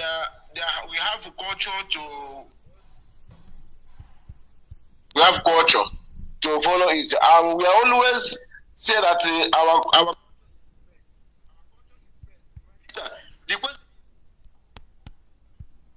our mothers at home and Biafra land. When like this year in Mozambique or other country, if somebody looking for the documents and other things, they say that you want to have marriage with the woman from there before you have their own documents. My leader, my question is, if our people get Biafra now, our women want to marry other foreign country want to marriage our have marriage with our women, to get paper of Biafra land. If they do divorce, this issue of divorce, are you going to are we going to permit in Biafra land? Because there's divorce in the other countries. If you have paper, if that person can know, the marriage cannot go on, he can go and divorce. Because most of that is not our culture. How are we going to follow this matter? There are two issues you raised. One is, can foreigners marry our daughters to get Biafran papers when Biafra is fully restored? And the answer is yes. We are not going to regulate who falls in love with who and how. If people are in love and they want to get married, nobody can stop them. After all, most of us are abroad and we married other people's daughters as well to get the papers of those countries. So the same thing is going to happen. We cannot do it outside and expect it not to happen in our land. But what I'm saying is, which is a spin-off from this very question that you asked, and the answer that I'm providing is this. Our women should be the ones actually at the forefront of this very struggle and this very fight to restore Biafra. At least that way, rather than going to a criminal Pentecostal pastor and praying and fasting to get husband, there will be abundance of husbands everywhere for her to choose from. Because we'll be in our land, marrying our own daughters, making things possible, so to speak, the way it was in the past. That's what I have to say about that. And about divorce, if there are some things that the state cannot regulate. And Biafra land is not going to be an interventionist state where the state has to decide what happens in a marital home. We're not going to do that. If people want to get divorced, that's entirely up to them. If they want to stay together, that's entirely up to them. But the states will try to support the family as the very basic unit. We'll do all we can to make sure that help and assistance are provided to families. That is how it's supposed to be. And, at least to help reduce the occurrence of divorce here and there. But apart from that, we are not going to tamper, to regulate, or to intrude upon people's homes. That is not the job of the state. That is the job of the family and the extended family, and we allow them to deal with it. Thank you very, very much for that. Thank you for that. There is another caller on the line. Let me see if we can get that very caller. Let me take this very call. The caller on the line, can you hear me, please? Your name and where you are. I can hear my voice, and as I said earlier, once I hear my voice, that's the end of it. That is the end of it. Let me take this call. The caller on the line, can you hear me, please? The caller on WhatsApp, can you hear me? Your name and where you are, please. My name is Chika Ike. And where are you calling from? I'm calling from London, sir. Thank you very much. Go ahead. The world is listening to you. Go ahead. Ohamadike. You're kind. Ohamadike. You are kind. Ohamadike. Remain blessed. Remain blessed. May the oil upon your head never run dry, sir. Yes, sir. Yes, sir. You have sacrificed a lot for Biafra people. You did. That is what a people for his people. My question to you this morning is, we have our brothers and sisters who are in Nigeria military and Nigeria police, Air Force, and they want to come out of this Nigeria military. They want to come out of the Air Force. My question is, because of they use this job they are doing for Nigeria, they use it to feed their families. That is their source of income. If they want to come out from the job they are doing for, you think that Biafra can offer them in return for them to give up these jobs they have in Nigeria, please, sir? Thank you, sir. It's a very valid question. Thank you very much, my dear sister, because people are trying to feed their families. So I can understand their concerns, which are quite legitimate. But I will answer your question with a quote from the very famous U.S. President John Kennedy. They should be thinking of what they can do for Biafra, not what Biafra can do for them, because they will benefit. We have all, as you alluded to earlier when you started, we have all sacrificed something for this. If sacrificing your 30,000 naira per month job is what it will take for you to help bring about or usher in the kingdom of heaven on the face of this very earth, I think the price is worth it. As I said earlier, anybody leaving the army or the zoo police and you leave the army or the police to work directly with or for IPOB, then we'll see what we can do to take care of you. That is all. That's all we can do. I mean, to help sustain your family. I'm not saying we're going to match the rates that you're earning presently or currently with the zoo, army, or police, but we'll try and see what we can do. The local family will try and see what they can do to support you. That is what we are going to do, because the Biafra we are fighting for is for everybody. Nobody's having fun in the zoo in Nigeria. Nobody's having fun there. Everybody wants to get out. And so do we. That is why we must do all that we can within our powers to ensure that we leave the army and the police to come and become part of this very noble family. Thank you very much, my dear sister. I have another caller on the line on WhatsApp. Give us your name and where you're calling from, please. Your name and where you're calling from, if you may. Can you hear me? My name is... yes, I can hear you. Go ahead. It's Nnamdi.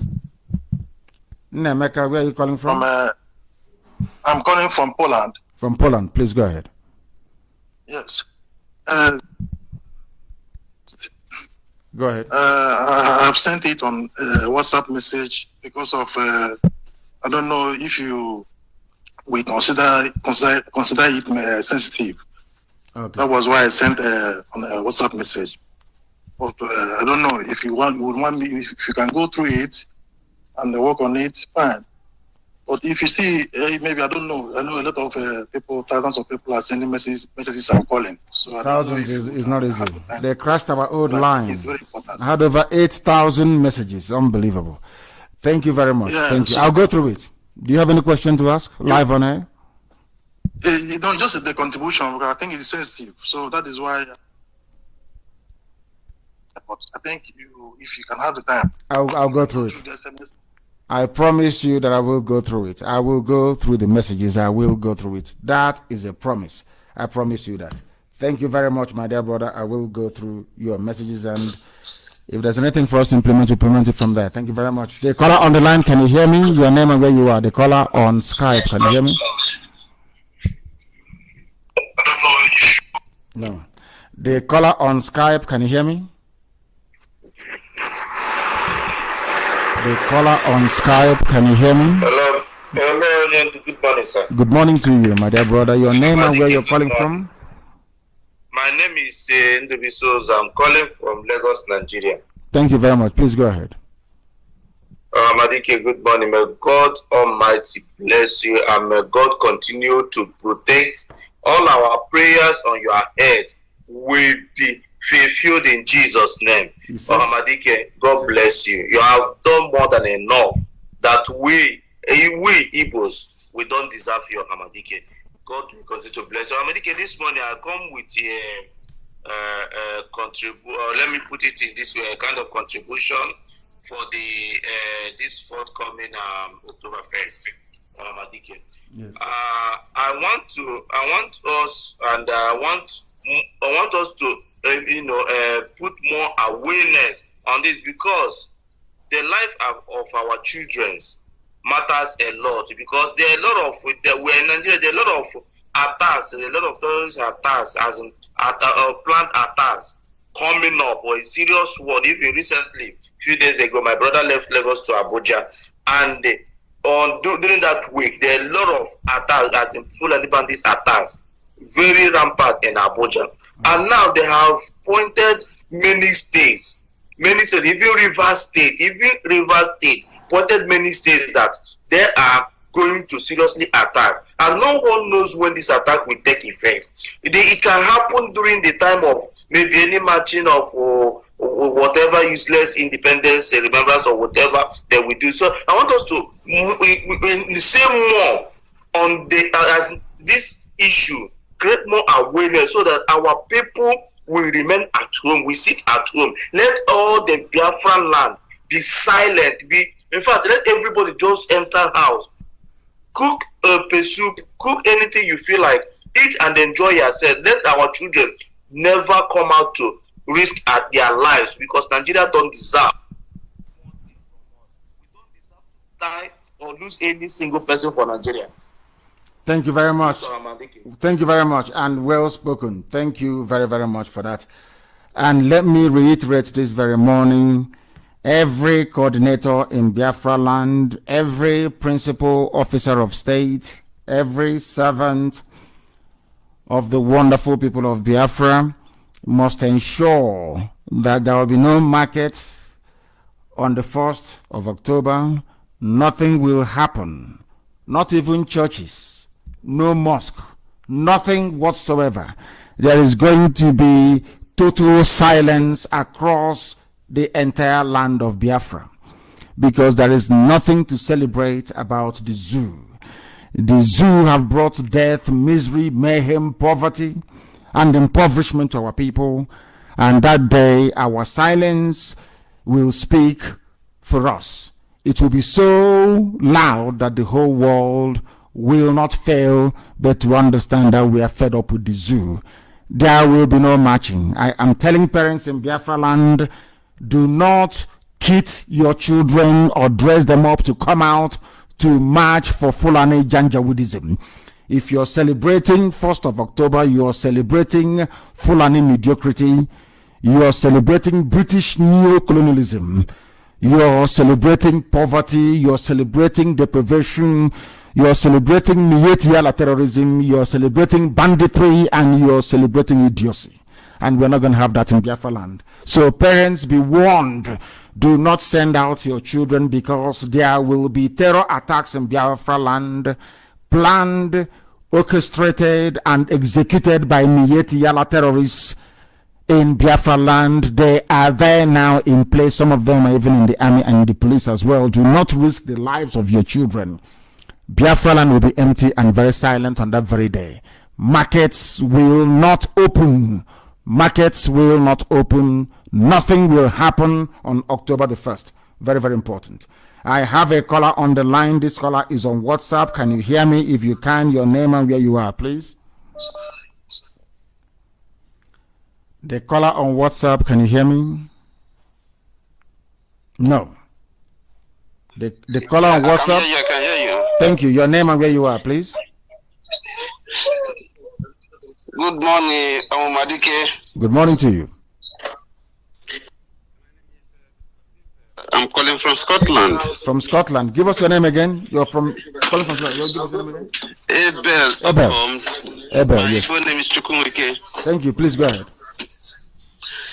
Yeah, I want just to use this opportunity to appreciate you for your work you've been doing. Thank you. You've really opened our eyes. I'm originally from Delta. Yeah. So you've really opened our eyes and our mind of what we've been hearing. So a lot of things that we don't know before, you've really opened our eyes. So I just want to thank you very much. Thank you. Thank you for that. Thank you for your call. Thank you for your call. I have a caller now on WhatsApp. This caller, can you hear me? Sorry, on Skype, rather. On Skype. Can you hear me? The caller on Skype, can you hear me? No, they're not there anymore. The caller on Skype, can you hear me? Hello? Yes, please. Your name and where you are. I can hear you, sir. Yes, your name and where you're calling from. Yeah, my name is Kelechi Oham. I'm calling from Netherlands. From Netherlands. Go ahead, please. Yes, sir. Sir, I don't want to waste most of our time because I know so many people are on the line. There's something I really want to know, and I think some of us will also want to know that about former President Goodluck Jonathan. I don't understand that man. I don't understand because You're not alone. Me too. I don't understand him. You are not alone in misunderstanding him. I don't understand him either. I can understand. The first lady, President Jonathan, but I don't understand Goodluck Jonathan. Go ahead. Yeah, because he whose house is on fire cannot chase rat, and many things are happening even within his own region. As a former president, he have never said anything. We don't know where he belongs, and I think the way we see saboteurs, I think is the same way we see him too. I wouldn't go that far. I think that he's misguided, as his namesake was, Nnamdi Azikiwe, Dr. Azikiwe was, who happens to be his namesake. They are misguided. All these, they are one Nigeria rubbish, trying to play the good guy, trying to show that they are detribalized, all that junk, all that garbage. Never paid anybody. He never pays. He'll be forgotten, very quickly forgotten. Maybe he'll be remembered as being a very tolerant and a decent human being. Nobody's saying that Jonathan is an evil man. Of course he's not. Jonathan is a very nice, decent, honorable man, but he hasn't got the liver nor the heart to lead the nation. He doesn't have it. He doesn't have what it takes to serve his people. It's the same old rubbish. It's just like he will get in one of those Nzuko that you have of Igbo people in Lagos or in Abuja, claiming that Al-Haji is their friend. They want to build one Nigeria. And when you ask them questions about the same one Nigeria they claim they want to believe in, you see them floundering all over the place. So Jonathan is actually is a very big mistake, to be honest with you. He's not strong enough. We need people who are patriotic, and he's not one of them. As Sabu, of course, he's not. Honestly, that's what I wanted to clarify, because it's good that we know where he stands, and we know also where to place him, because he's one of us. And if he's in the side of saboteurs, we have to know. If he's not in the side of saboteurs, we also have to know, so that when the time comes, there's time of reckoning. Jonathan is not a saboteur. He's just misguided. The emergence of Biafra and those who were against Biafra emergency. Of course. We hope that before then they will all change and become useful to these very efforts to free our people from bondage. Thank you very, very much, my dear brother. Thank you very much for that. We have the time now is approximately, I think it's about, say, nearly 10 minutes to the top of the hour, 10 minutes to 9 a.m. in the blessed land of Biafra. There is another caller who happens to be on WhatsApp. Can you hear me? Your name and where you are, please. Good afternoon to you. Good morning to you from here. Your name, please, and where you're calling from. My name is Okevaram Chedozi. I am calling from Greater Noida, India this afternoon. Thank you. Mazi, I would like to thank you for what you have been doing for us and your consistency. I always draw strength from there. Mazi, please permit me to make this announcement to our people, to Biafrans living in India. This announcement is on behalf of IPOB National Coordinator in India, Ms. Mazi Okechukwu Okwi. We are advising every IPOB, every Biafran living in India that wants to join IPOB to hasten fast and do so.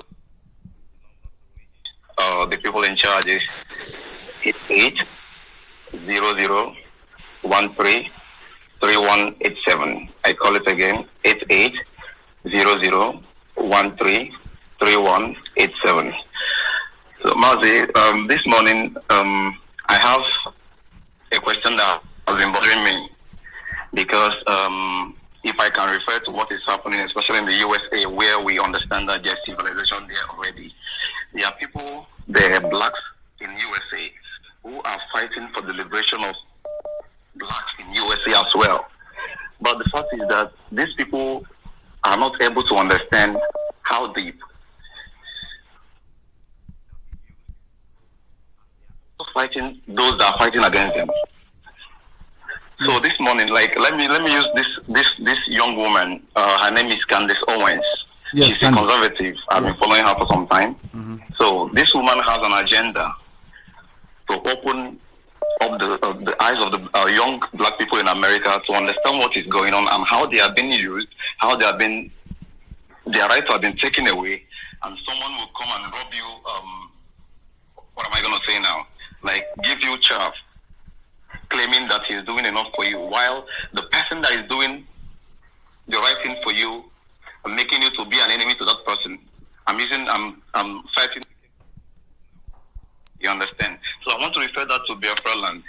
Like, this is what I call battle phase 2.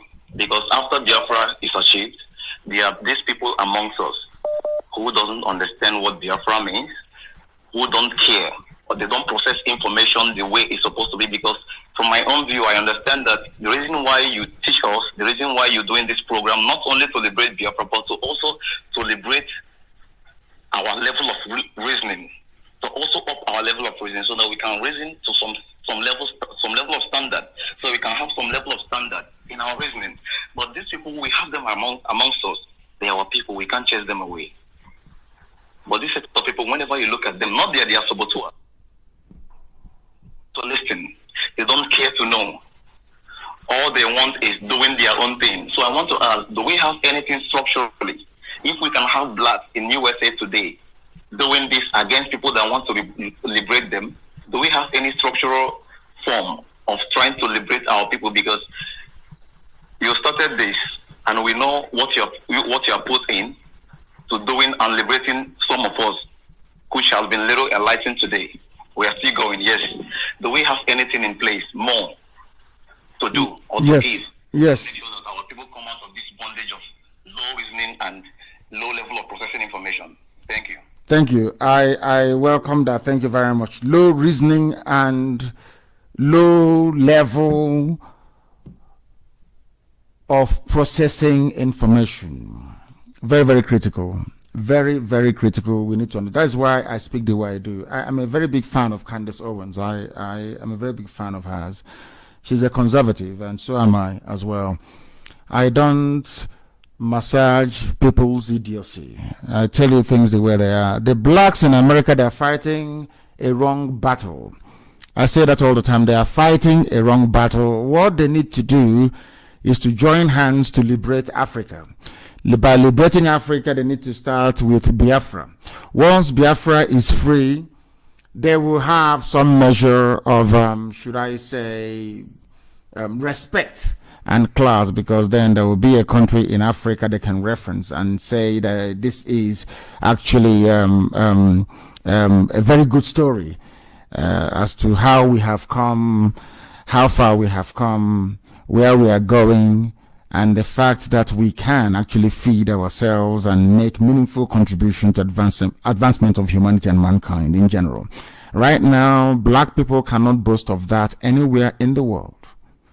Nobody is being racist even towards Indians, Asians in America. Nobody is being racist towards any other group of people, only black people, because there is no reference point. India is doing very well. South Korea is doing very well. Japan is doing very well. So what are you being racist towards Asians for? They are doing very well. Even if you go to Latin America, they are doing all fantastically well. Brazil is an advanced economy. Argentina is doing very well. Everybody else is doing very well. It's only in Africa there is not one single good news. Even the South Africa that white people built and left, blacks are now crumbling it in South Africa. I don't understand what is going on. You talked about enlightenment. People don't know why we do what we do. That's a secret I'm going to give you this morning, so you understand why we have spent years preaching on this very platform. Biafra comes and becomes an independent nation. Britain can decide to collapse Biafra economically within a matter of years. All they need to do is to go and meet the likes of Nwodo and those in Ohaneze, all these Efulefus that are in Abuja and in Lagos. They give them the plate for minting Biafra currency. And they'll go and mint Biafra currency and flood the market with it. So at every year, you'll be running at nearly about, say, 25% inflation rate. Hyperinflation, year in, year out. By the time you do it that way, 25% every year inflation in about, should I say, 5 years, your currency is worthless. It is useless. What 10 Ejema could have bought before, you now need 20 Ejema to be able to buy it. And your economy will die a natural death. Do you know the meaning of Secret Service in America? Those that guard Trump and all the dignitaries in the USA. Do you know what their remit is? Do you know what the original job is? Their job is to find those that counterfeit the currency of the United States of America. That is their main job. Their main job is to stop counterfeiting of US currency. I don't know if you're aware of that. People don't know why Africa have not succeeded. And you don't ask yourself, why is it that you have all these countries in Africa, yet they've not succeeded? And why is it, I take CD, which is the Ghanaian currency, for example. Many years ago, they changed their currency. They changed the notes, they changed the denominations, they changed everything. Then I think about 200 Ghana cedis was exchanging for $1. But today, do you know what it is? It is nearly 500. It's still the same thing. We don't know how to guard ourselves, guard our economy, protect our sovereignty. Because, you see, if you educate your people, if you educate them, they understand that the welfare of everybody is their own welfare as well. Any day a black person can understand that your next door neighbor's children going to school is to your own advantage. Any day you wake up in the morning and you know that the well-being of your uncles and your aunts is also your own well-being, that day you would have advanced. That is why in the Western world, education is compulsory. That is why in the Western world, the state will pay or subsidize your schooling. That is why in the Western world, they invest so much in education. Because the best people you have protecting the interest of the nation are the enlightened citizens. I don't know if I've made that very clear. That is why we do what we do. So my brother, you are absolutely right. The way we reason as black people is flawed. We are fighting a losing battle. Every strata of governance in the United States of America is controlled by European whites because they built America. They brought you as slaves to help them to build America. For 250 years, we provided free labor, whereas other civilizations were paying people. In this modern era, America never paid a dime for 250 years. That is why they are number one today. Look at, if you go to Italy, for example, you see all those wonderful and beautiful monuments. All those things that they built during the Roman times. It's all free labor. That's why they are there. Look at all the economies and civilizations that were, taxed with paying their workers, paying their laborers. They don't have such a thing. That tells you all you need to know about it. We must change the way we reason and the way we think. That is why we preach on this platform. Not that we hate anybody. When we say things about black people, it is for them to go back, cry, reason, and change. So that when you come out, you can reason like human beings. Look at the whole of Africa. There is nothing. Is not one single country you can hold up and say this country is a beacon of hope for Africa. And that is what we hope that Biafra is going to become. That is why we do what we do. And that is why we're not going to stop until we accomplish it. Anybody who doesn't like Candace Owens don't like the truth. The truth is that with the way we have been doing things as black people hasn't yielded any result for 250 years. And unless we change it, it won't yield any in time to come. Look at the zoo, for instance. A white man came and called you Nigeria. That is not your name. There was nothing called Nigeria until the white man came. You all swallowed it. You call a man Lord Lugard. Somebody calls Nnamdi Kanu Lord just out of the term of endearment, maybe because they like what we are doing, not for anything special, not that we have any special position. Somebody who goes to church says, you're trying to compare yourself to Jesus Christ. But the same idiot, you ask him, you say Lord Lugard. You see Tanko Ibrahim, the aeroplane turner, the Sharia Chief Justice of the zoo. They call him my Lord. Nobody complains. These are the mentality. These are some of the distressing attributes of our reasoning that we are endeavoring to change. That is what we are trying to change in our people. And I'm glad today that we have succeeded because IPOB is all over the world. We are very formidable, exceptional, because we know what is good for us. And we know that Biafra is good for everybody. The Fulefus will speak. The Janjaweed will sponsor them from everywhere. But in the end, the truth prevails. And that is why we are preeminent. That is why we are IPOB. That is why we are Biafrans. And that is why we will continue to do this until Biafra is restored and beyond. I thank you all very much for listening this very morning from wherever you are. and we shall improve. We've seen the criticism about our lines. Some of you have criticized us about that we don't have many lines, and we are going to improve all of that with time. But once again, I thank you very much for listening to us this very morning. If you're going to work, if you're at work, if you're going to sleep or you're really sleeping, I pray that Chukwukika Biama guide, protect, shield, and sustain each and every one of you until we get into Biafra. From me, from here, good morning.